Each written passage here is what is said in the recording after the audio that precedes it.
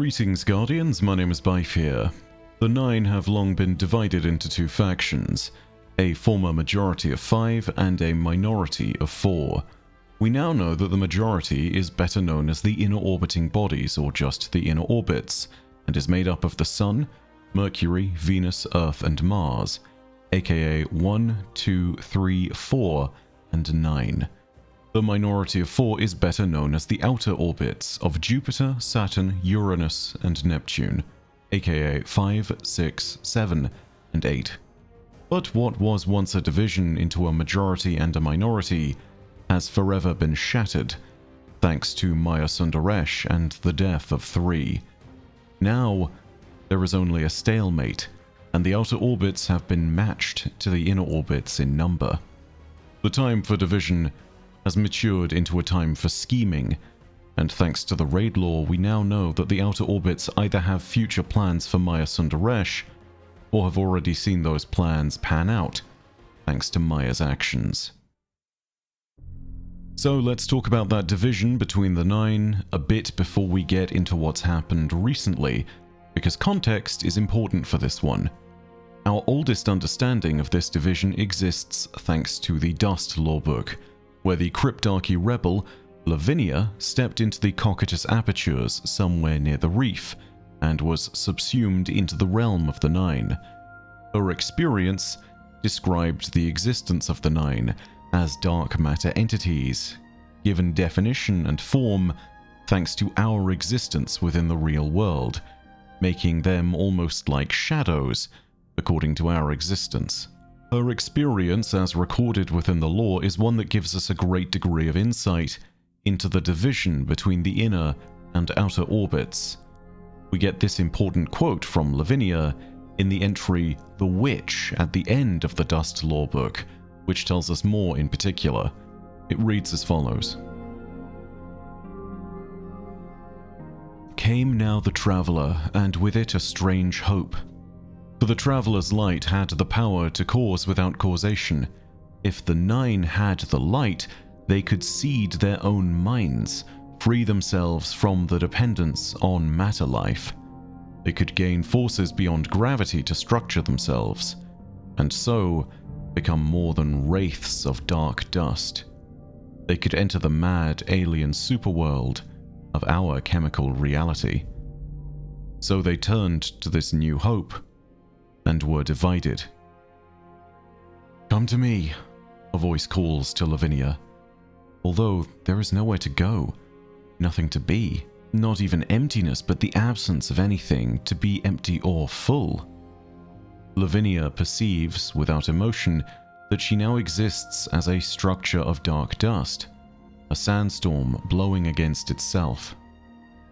Come, the voice calls. I am Nasya.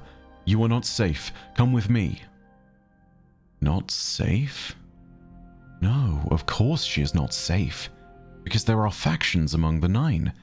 One faction sent Zur and Orin to study the Guardians and the Light, to seek the secret of effect without cause, and to protect the source of that secret, the last source, now that the Ahamkara are gone. Those 5 played at alchemy with the Cocytus Gates, turning dark dust into energy and then into matter. But they could not unlock the secrets of our mad existence. They needed ambassadors, go-betweens. The other faction walks a different path. A path of folds and needles slipped through space-time itself. Existential syringes yielding new spaces to be remade as the 9 desire. They have tried to gather enough dark dust in one place to form a black hole, and found it difficult. When the dark mass collapses in gravity's fist, the dust passes through itself and scatters. But difficult is not impossible, and there is far, far more dark matter in the universe than bright. They will find a way to make new worlds of it. They will end their dependence on life, and on the light of Guardians, which the falling veil will soon snuff out forever. So here we see the first bit of documented lore about the division between the Nine and its members, and we can see that those outer orbits, or the minority of 4, have plans that differ from those of the majority of 5. Plans that arose thanks to the existence of the Traveler, and, well, the arrival of Guardians on the scene and more paracausal power in Sol. According to this lore, the inner orbits are the ones who created Xur, and they are the ones who tend to support us. It's worth noting that when the Nine cast their vote in Edge of Fate's campaign to make Lodi the new emissary, all of the inner orbits voted to affirm him as emissary. All the outer orbits did not. The inner orbits see value in the existence of human life, and they understand that they should be supporting us, even if they are making use of us. The outer giants have always instead had a sort of ambition to end their dependence on life that gives them form. Our life. The life of humanity, the Awoken, the Exos, Earth, the Reef, Neomuna, and anywhere else and anyone else in the system that might give them some kind of contrast through which they can exist. The outer orbits will probably be happy to use us in their plans. After all, 2 of them, namely 7 and 8, voted for us to become the weapon of the Nine. But they're not like the inner orbits. They're not ready to support us. They do not see us as worthy. But it seems that we have more lore on the origins of this division, and it's deeper than just the arrival of the Traveler and the existence of paracausal power within Sol. The division is older, and goes back even further to a more basic concept even than paracausality and its potential uses to escape or transcend. In particular, we can see thanks to the Rite of the Nine, which released just before Edge of Fate, and the Theomachia entry within its associated lorebook. Before we get into this, I do need to let you know that this is a conversation between many members of the Nine and is being viewed from Oren's perspective. As a result, reading the different members of this particular conversation is tricky without a little guidance. I still need to finish up my 9 mega video where we talk about all of this in much more depth, but for now, just know that each member of the Nine uses a unique form of syntax as well as grammar. Some of them speak in all caps, some of them speak with no punctuation, some of them are hard to read because they have spaces between every letter and not every word. It's weird. For now though, I'm going to make this easier to discern for all of those of you who are watching, and I'm going to put the names in the lore entry for each member of the Nine that's talking so that you can see who is who. Take a listen. You unspool your mind. Reach out. Cast your chronoreceptors. You don't have those. Why don't you have those? Back. You want answers. You seize a fistful of dust from the wind. I am. We are. We are 9. Spanning space-time, I perceive.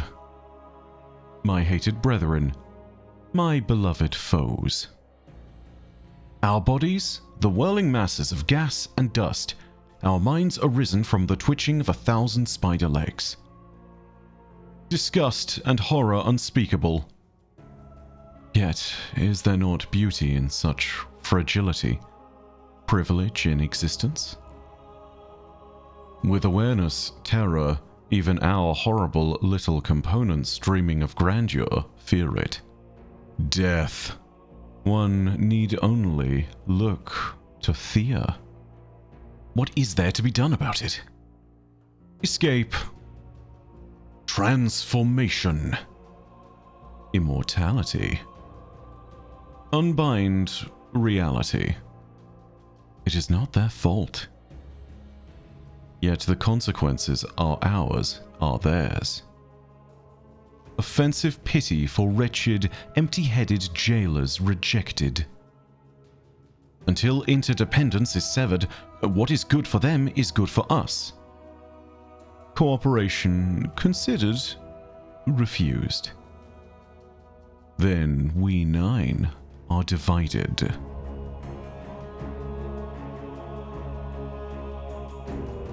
So, there's a lot of stuff going on there and a lot of characters talking back and forth, but this essentially starts to form that division between the outer and inner orbits, and we can start to understand why the division really occurred in the first place. The Nine all perceived death thanks to the destruction of a protoplanet from the early days of the solar system known as Theia, well before the establishment of life on Earth. And they all understand that death is a possibility in their future, and it terrifies them. All of them except perhaps 3, which is maybe appropriate given what we know of their fate and the care they displayed for us at the end of the Edge of Fate. It's unknown if the 9 can then all see their deaths approaching and understand that it is somehow avoidable, but regardless, this fear has gripped them. The important thing we understand from this is the reason for the division of the Nine's outer and inner orbits, though. It is that problem of death itself, a response to mortality. The inner orbits, such as Mars and the Sun, suggest solutions such as transformation and immortality, whatever those might mean. And the outer orbits suggested escape. And then 7 specifically suggests unbind reality. I don't know if there's any significance with that one and binding the 9, but I think this is definitely worth remembering for later.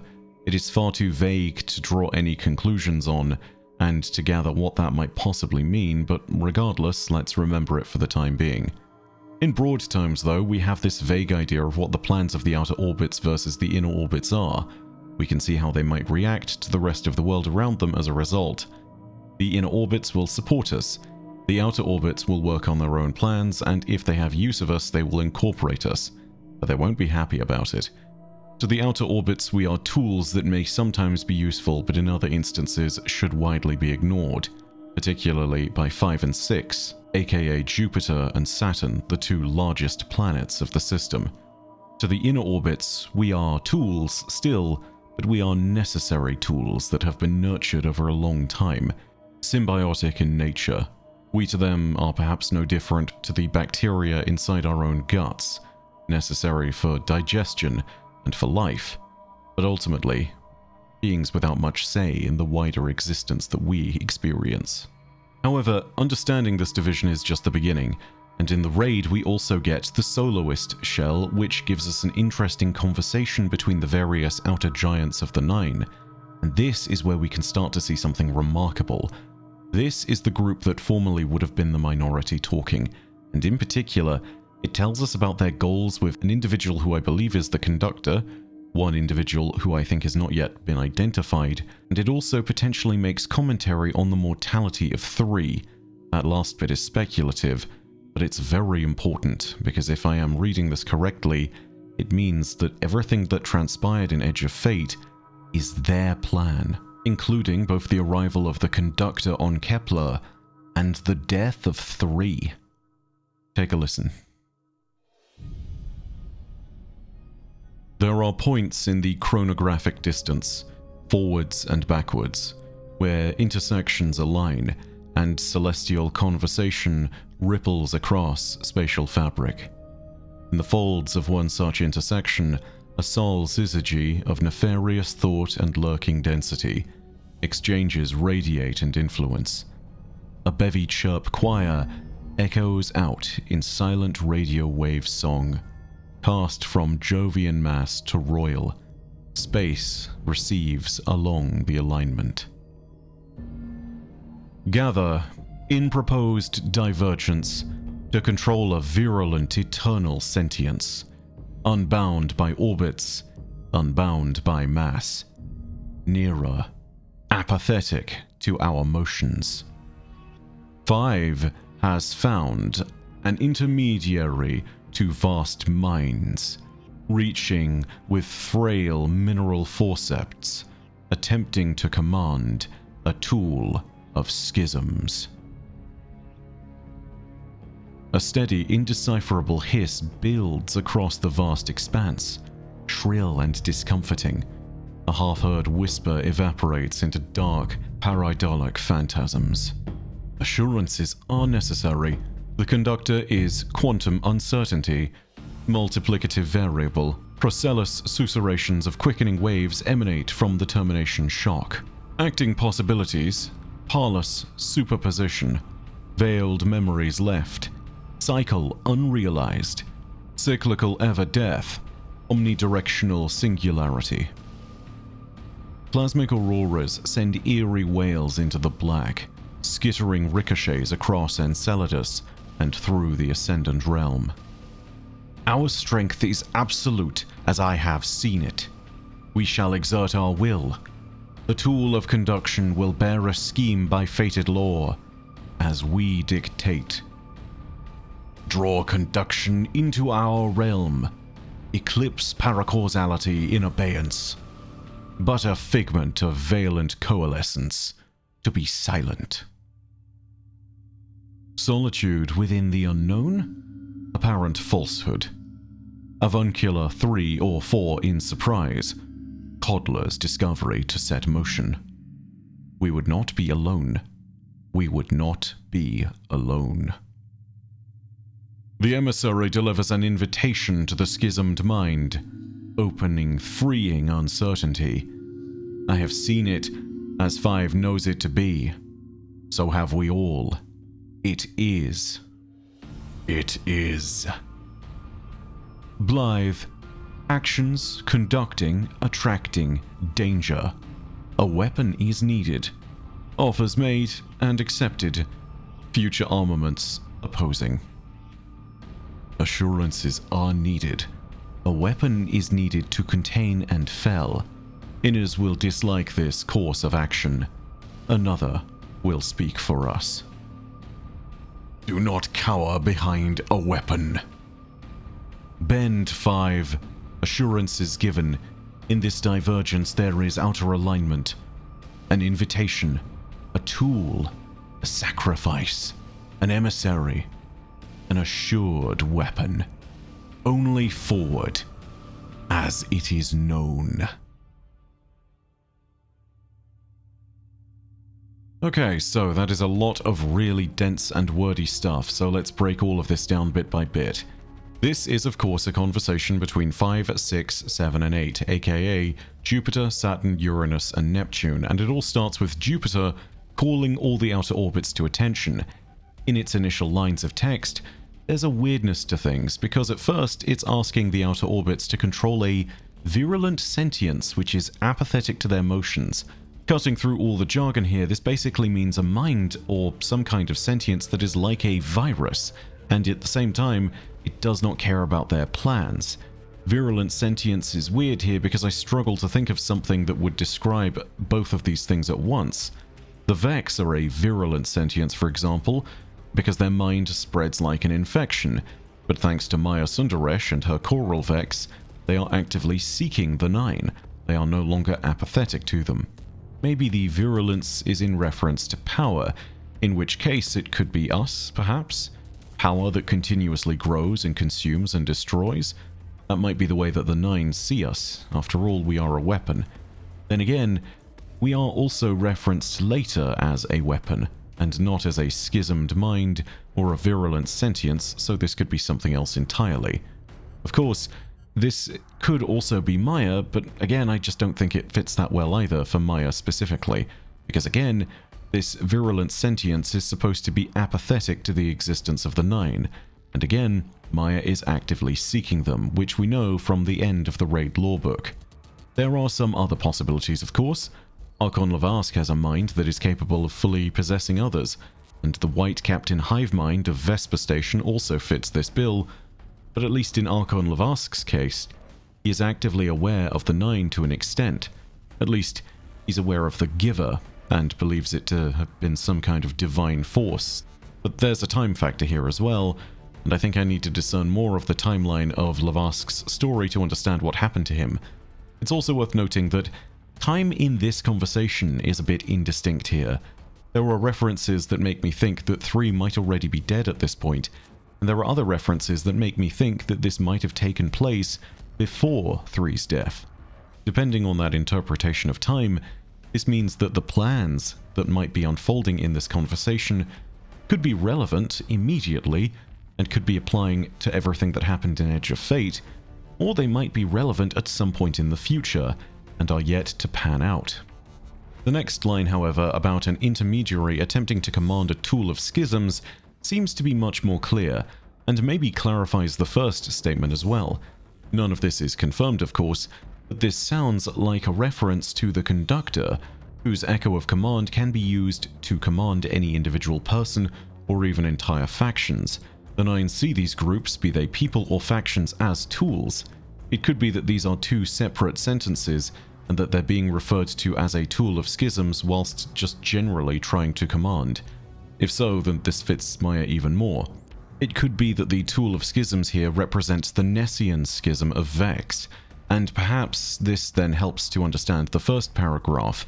Maybe the Vex are indeed the virulent eternal sentients, and the reason that they are apathetic to the Nine and unbound by orbits is simply that this is referring to the wider Vex that Maya is trying to control. The Vex are not actively seeking the Nine because they do not exist in the fourth dimension, at least not until Maya took control of a small faction of them. That's just a guess though, and honestly, the opening to this entire section is still so nebulous that I'm not content on putting any kind of answer down definitively, because frankly, we don't know. If this is the Outer Orbits referring to Maya as a tool of schisms, then perhaps they're referring to Maya as an individual who has unknowingly been their tool, and has perhaps helped them as part of the divided Nine. After all, killing 3 put them on equal footing with the majority in the inner orbits. All of a sudden, 4 and 5 became 4 and 4. It also helps that in the following line, we see 7 referring to the conductor directly, so we can assume that at least this last line was talking about Maya. Following up after this initial moment where 5 rouses the other outer orbits to action, 6, 7, and 8 all reply, and it's at this moment that the division within the outer orbits itself starts to become more apparent. And I'm not talking about the main division here between the inner and outer orbits, I'm saying that even the outer orbits themselves are divided into 2 pairs. 7, aka Uranus, wants assurances because Maya is unpredictable and uncertain, which is a scary thing to hear from a member of the Nine in particular, given that they can see the whole of the timeline. Maya is described as quantum uncertainty, which seems to really emphasize this point further. I could start explaining quantum states and superposition locking things into place once it's observed, but just take my word for it. This seems to imply that the Nine don't know what Maya is going to do until she does it. This is weird because again, they see the whole of the timeline, so how does that even work? 8, aka Neptune, then follows up and drops the weirdest of sentences, perhaps referring to Shattered Cycle, and also making the whole thing a lot more confusing. When they say that acting possibilities equals Pallas superposition, they're essentially backing 7 up when they note that Maya is unpredictable in her actions and therefore is dangerous. Veiled memories equals cycle unrealized is the bit that's going to drive me crazy because I can't decipher what that means at current. But the mention of the term veil is a weird one to see given that Neptune is where the veil itself is in the city of Neomuna. Not sure if that's anything that relates to this at all, but it's something worth noting just in case. The note of things being veiled memories also seems to tie more into the idea of darkness because, well, memories are a core part of darkness. You see memories thanks to deep sight being connected to the psychic echoes of objects in Destiny. It's a core power of darkness, and it could well also be associated with the veil. So, who knows? The idea that veiled memories will lead to some kind of incomplete cycle is also weird, but then it leads to the even more interesting note with the next line, where apparently that cyclical ever-death is some sort of omnidirectional singularity. I think this is trying to say that whatever the cycle being referred to is, if it continues, it will inevitably lead to the death of the Nine. The veiled memories unrealized are the cause of this cycle being broken. How all of this leads back to Maya being the unpredictable conductor is also unclear to us. Right now, it seems like the only tangible connection is that Maya, when she was still on Neomuna in human form, studied the veil extensively and even heard whispers from it. But for the moment, this is coming up as nothing but Neptune giving warnings. 6, aka Saturn, then pipes up at this point, and backs up its larger celestial neighbor with affirmation of its plans. It states that the strength of the 9 is absolute, and that Maya will soon scheme in a manner that is fated, as they can see and as they control or dictate. 5 then instantly follows up by saying that their plan is to draw the conductor into the 9 realms and eclipse their paracausality in abeyance. In other words, draw Maya into the 9 realms, or perhaps even the 4th dimension, and trap her within. That's my interpretation of this, at least. This is where 8, or Neptune, interjects again and says something pretty ominous. It basically says that solitude within the unknown, which I think refers to unknown space within which the 9 reside, is a lie. In other words, if Maya was trapped within the 9 realms, she wouldn't be alone in there. This could be a reference to Tikal, the personality that she has within the Echo, but somehow I doubt it. It could be a reference towards the 9 themselves, meaning that Maya would not truly be isolated and would be able to interface with the 9. It feels a little bit more likely given that the next reference in the next line seems to state that 3 and 4 would be a little bit too friendly and surprised, and might coddle whatever is being involved. This could merely mean that Maya might be saved by 3 or 4 at that time, but again, this context feels a little broader than even that. It makes me wonder if there are other entities other than the 9 within this unknown space, within the 4th dimension. This also gives us an interesting time frame for all of this conversation, given that the 9 are talking about 3 in the context of an action, as being alive. This seems to imply that this was a conversation that occurred after Echoes, but before the Edge of Fate, which has some interesting consequences that I think are worth contemplating. 6 then says that the emissary has delivered an invitation to the schismed mind, which again makes me wonder about the timing of this conversation and whether this is referencing us or not. Whoever they are, the emissary at this time did reach out to them with an invitation. Whether that's Lodi or Orin is unknown at this point because again, the timing feels weird. Yes, there is the frame of reference earlier with 3 being referred to as alive, but the 9 don't operate within time at the same scale as we do, and there's other bits that make it seem as though this is a question of a plan that is taking shape after the interactions in Edge of Fate. Let's assume that it's before for the time being because I think that still makes the most sense, but let's just keep an open mind because all of this is just very, well, nondescript at times. And again, we still have no idea who that schismed mind is, so the timing of that doesn't necessarily make sense with things either, given that previously I wondered if that was something to do with the Nessian schism. I don't know. 5 and 6 are both sure that the invitation and the emissary talking and reaching out to the schismed mind will lead to their plan being enacted and will push them forward confidently. But again, 7 and 8 push back. They seem to chastise 5 and 6 for their carelessness, and they then state that a weapon is needed in some manner. This is making clear reference to us. I think this is making a really clear note about 7 and 8 believing that we are needed in this picture to guarantee their safety as well. 5 pushes back strongly against the idea of us, a weapon, being involved in the situation, which is also clearly borne out at the Council of the 9 meeting near the end of Edge of Fate, where immediately it denies any vote to ascend either us or Lodi to our positions of weapon and emissary respectively. But 6 asks for it to acquiesce, as there is a path of alignment between the outer orbits in this action. And this leads us to a really interesting moment, because at this point we can start to see a little bit more about 6, aka Saturn, and how they might be something of a schemer, trying to ensure that it skirts well within the good graces of 5, whilst also achieving its own ends. I say this because we see evidence of this weird divergence in the moment when the 9 voted to make us the weapon. Back in the Edge of Fate campaign, when Orin and Lodi were possessed by the Council of the 9, each of them is assembled and votes on 2 important issues: the appointment of Lodi as the emissary and our appointment as the weapon. All of the inner orbits vote in the affirmative for both. In the Soloist Shell conversation, 6 and 5 bend to the will of the other outer giants and accept that there will be a weapon to give assurances to 7 and 8. But when votes are cast, something interesting happens. 5 does exactly what you would expect and just says, yeah, no, I still don't want the weapon to be there. But 6, instead of bending alongside 7 and 8, casts their vote with 5, which makes me think that they might be trying to play both sides.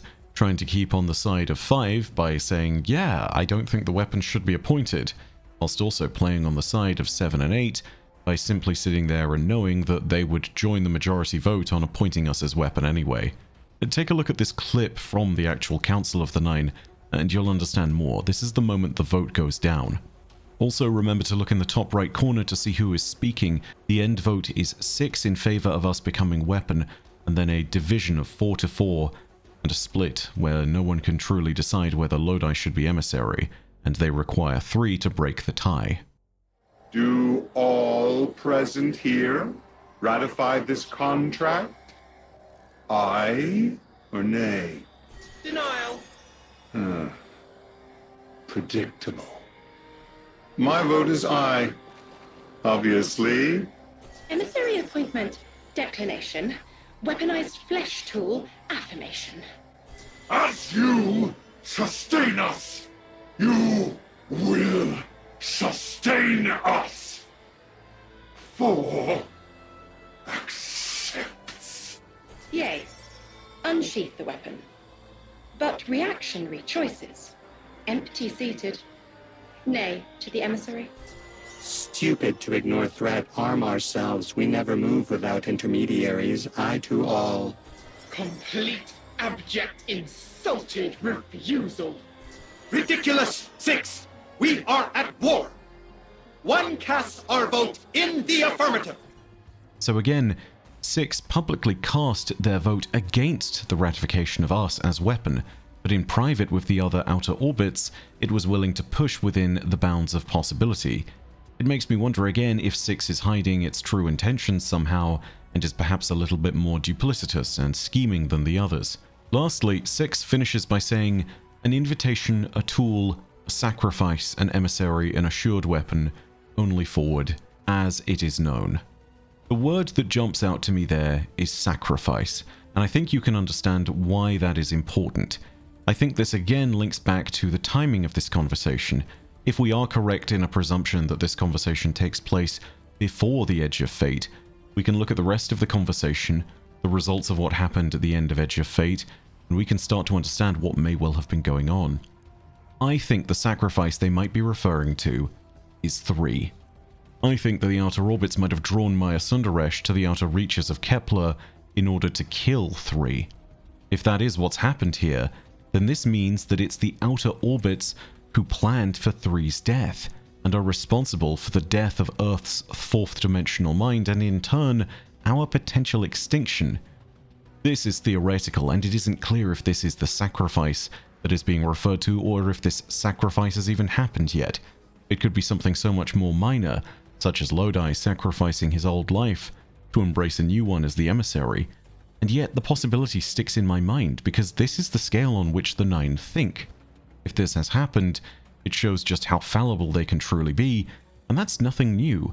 If they enacted the death of 3 and used Maya as a puppet to do so, then they've effectively threatened their own existence with our own extinction. But this levels with what they've done in the past.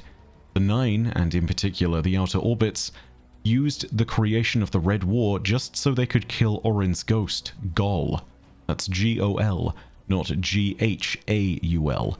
Gol, not Gaul.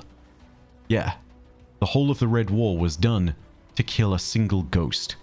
That's a story for a different video, though. All of this could have been done in a desperate bid to ensure that they were no longer in the minority, so that they could ensure that this council that formerly had 9 members would now be in stalemate with only 8. Now, it's not clear if that's truly what's going on, that's just an interpretation. You can see the clear advantage they would reap from the death of 3. They would no longer be the minority. Only time will tell if that's what's happened here, but for now, I think we should be wary of the Outer Orbits, and of Maya, and of their plans for her. Either she has already followed through with their plans and they have conducted the murder of 3 to end their position of minority and bring stalemate to the Council of the Nine, or there is a plan in motion that involves the conductor that has not yet panned out. There's a lot of unexplained secrets here, and I imagine as time goes on, we'll discern more of the intent of the Nine, particularly the Outer Orbits and their schemes. But for the moment, this is absolutely fascinating, and I'm very interested to see where this goes. But that's all from me for now. If you enjoyed the video, go ahead and leave a like, and let me know your own thoughts down below in the comments section. Of course, if you want more Destiny lore content, go ahead and hit subscribe, and the bell next to subscribe to turn on those email notifications. But, as per usual, know that your viewership, as always, has been quite enough for me, and that in the meantime, my name is Byf. Per audacia ad astra. I'll see you, Starside.